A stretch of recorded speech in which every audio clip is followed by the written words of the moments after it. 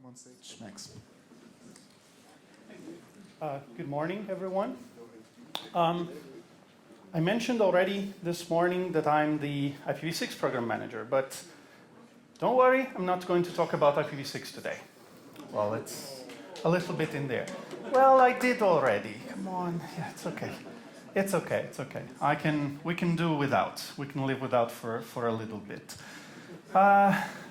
I work at the RADB. You all know what we do. We distribute IPv6, IPv4, and autonomous system numbers. And there's an ongoing plethora of other discussions at the moment around the policies, around what happens around all of this. But we can discuss them at lunch. Now, routing security is kind of in our DNA at the RADB. In 1994, a document, RIPE 181, was the first document published using a common language to describe routing security. But starting 1994, there were some standards that were developed, the IRR, and then subsequently RPKI. We are one of the 5 RPKI trust anchors. We'll get to this in a moment. So our validator tool, we have this tool that we distribute, and actually today or tomorrow there's going to be a new release. Was until recently, until a few months ago, when NLNet Labs started writing their own as well, was the only production-ready tool for origin validation. Now, we are all sort of familiar with how the internet works, almost. No? Okay, so we have 2 networks with 2 different allocations from RIPE and they start talking BGP to each other. So one says, well, I have 194, blah, blah, blah. The other one says, I have 193. And they use BGP to exchange this information. But who can tell me I have problems. I have to trust the other party to see what they are announcing to me and validate what this is. So here comes the RIPE database, together with its part called the IRR, the Internet Routing Registry. Basically, in there you find route or Route 6 objects telling you this is what this entity is supposed to be announcing. So we can both look at the RIPE database and think, okay, I can trust this data. But this is not the same everywhere. In the RIPE region, the RIPE operates the database, so the part of information where we know this IP addresses are assigned or allocated to this entity, and then we can make the assumption saying this entity is supposed to be originating this network. But accidents happen. So 2 and 3 are really close in our keywords. We sometimes have big hands. There are policy violations. There are leaks. Some of them even make it to the news. April 2018, there was a BGP and DNS hijack. You probably heard of it. It made it up in the news because it kind of targeted also my Ether wallet. And in a few hours, they were able to steal more than $150,000, euros, whatever currency that was, and it went unnoticed for 2 hours. There are BGP hijacks that get totally unnoticed. Sometimes you manage to understand it months later, because you imagine there have been 12,600 incidents last year that have been figured out and seen. So almost 4.4% of all the ASNs were affected. And 1,300 ASNs created at least 1 incident. Of course, there are the usual suspects, the ones that everyone knows, okay, these are the bad actors, blah, blah, blah, but sometimes mistakes happen. And do you remember the most interesting one that got also in the news? It was the one between incidents between YouTube and Pakistan Telecom. Pakistan Telecom started to announce YouTube's deaggregated prefixes, actually, so diverting all the traffic over to Pakistan. That was fat fingering, but these things can happen. These things can have an effect on your business and your network. So people started looking at the IRR. What do we have? The main ones are RIPE database and RADB. Why do I say the RIPE database as the main one? Because in the past, up until a few months ago, 9 months ago, you could also register entries for routes outside of the region, even with ASNs originating it from outside of the RIPE region. This has been closed now because it was kind of a loophole, but the RIPE database was, also still is, one of the main sources for routing information. And RADB. I mentioned already that the RIPE database can allow verification of the holder of a certain address, of a certain prefix.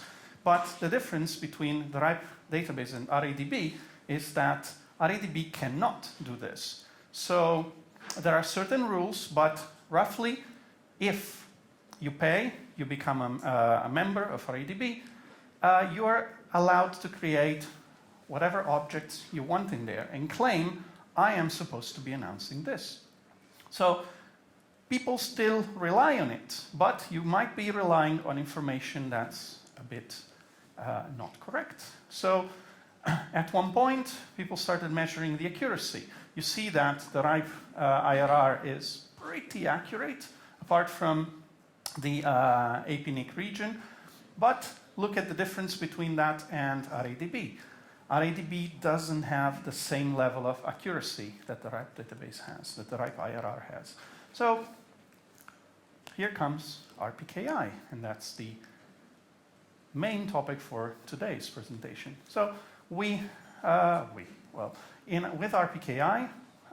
we take the same data that you have roughly in route objects and Route 6 objects, but we add a layer of trust to it. So basically, we come up with statements, with objects that define a statement, and they say, I am going to announce blah, blah, blah, this network signed by the holder of this resource. And how does this happen? This happens with a bit of crypto. We add crypto security to it. So since 2008, it's being operated by all the regional internet registries. We operate pools of, the source of the data, and we manage all the certificates here. So you have two elements when you want to look at RPKI. It's divided into two main parts. One is when you sign, so you create a statement and you say, this is what I'm going to announce, or this is what I'm going to be supposed to be announcing. And the other part is validating. The first one, the one on the left, takes really 10 minutes to be done by any of you, independently of the number of resources you have. The one on the right requires a little bit more work and requires actually configuring your routers to do origin validation. So that's the trickiest part here of the two, but not that tricky. So we'll see that in a moment. So in RPKI, we have a chain of trust. We have an object called AROA, and I'm going to show you in a moment what this exposes as data.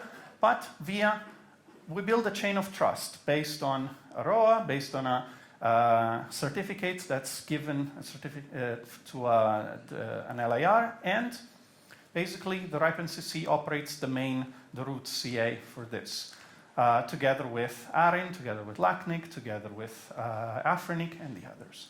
Now, AROA contains the same exact information you find in a root object. So a prefix and who's supposed to be originating that. But in the process, one piece of data was added, the maximum length. So in AROA, I can define, let's say I have a /16, and this is my /16. I'm supposed to be announcing it, but expect from me something also up to a /23 inside this range. So I could announce anything between a /19 and a /23 in here. we'll see later that this can also have repercussions also for your security. So the recommendation in the end is to not use, there's a work in progress to define the best current practice for using max length, and it should be to use the same max length as the prefix length. So create specific entries for whatever you want to announce, rather than relying on max length, because people could be spoofing your ASN and originating still the same network from a spoofed AS somewhere else in the world. All this data is stored in repositories operated by the regional registries. And then you can operate, does this work? Yes, a validator. That's a piece of software. I mentioned it already. The RIPE-NCC has built one. It runs on Java. Okay? But what it does is it gets all the information from all the repositories, builds what's called the validated cache that we'll see in a couple of slides, and feeds this information to your routers so that your routers can look at the ROAs, look at the BGP table, match the two, see if what's in BGP matches what's in the declarations in the ROAs, and then this helps making better routing decisions. This works by using the validator software, which builds a validated cache, and speaking a protocol called RPKI RTR, it gives your router the ability to define what's good and what's not, and what's supposed to be there compared to what's not supposed to be there. So, what is the coverage nowadays? You see that we have pretty good coverage around Europe. Voila. And then I have a special case. I really like to point this out. See, Yemen. Yemen has 100% of their prefixes covered by a ROA. Well, how did that happen? They have 6 or 5 or 6, something like that. So, you know, it's easy. If you look at the data for, I think, San Marino, we're also around that, around 90% or something. Because small countries have it much easier. But, yeah, this works. And see, the accuracy is pretty good. Why? Because the ability to create a ROA comes from the regional registry where you got your IP addresses from. So they can provide a way to verify that you are the holder. So this is the additional security that's given compared to the normal IRR. So what recommendations can we give you to get started? Create your ROAs in the LIR portal if you want to see how, or if you need any help. I'm here with another colleague, with Sasha. Sasha? Yes, we can help you today. We can show you how that works. Pay attention to the max length attribute. As I mentioned, it can be used for also announcing your ROA protected prefixes from a spoofed ASN, from a forged ASN. Download and run a validator. Check the validation status manually, but also set up monitoring. We've heard about PMACCT. Did I pronounce it correctly? Yes. So you can use that to verify also what you are supposed to be receiving, what's supposed to be in RPKI. I know Paolo is also working on integrating all the RPKI information into PMACCT, so you can also rely on it to be off the shelf, ready to do the monitoring you need. Now, what happens when you start rejecting all the invalid prefixes? So you've set up your routers, you say, okay, from now on, we will reject everything that shows up as invalid in my table. Recently, we've had what's called a deployathon, basically a hackathon where people were supposed to be deploying RPKI in their networks. We did it in Amsterdam at the Juniper offices. And we had some operators in the room who had already done the steps. So they were there to help other operators. A Dutch medium ISP who was there said 5 customers calls in 6 months. So no big deal.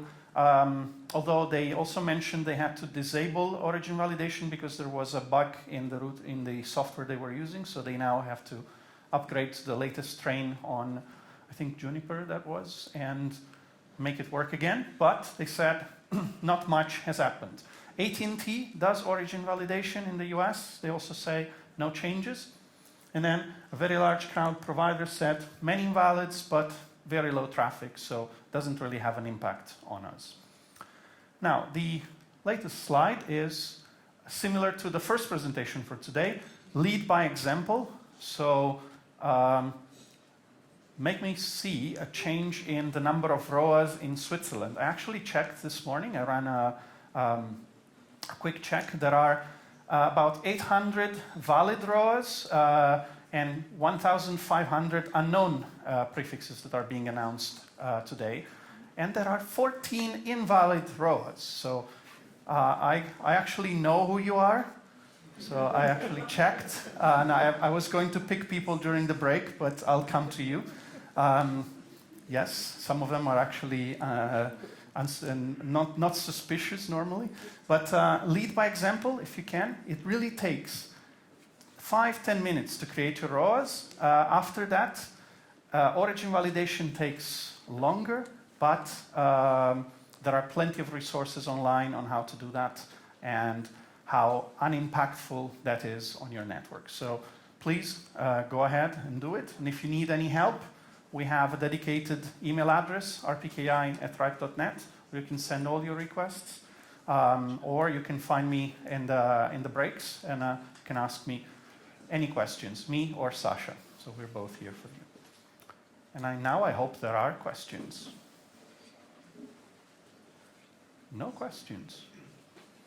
So either you're too confused, or you say, no, I'm not interested in ROAs. But yeah, anyway, thank you for listening to me today. And I hope this is going to be helpful later on.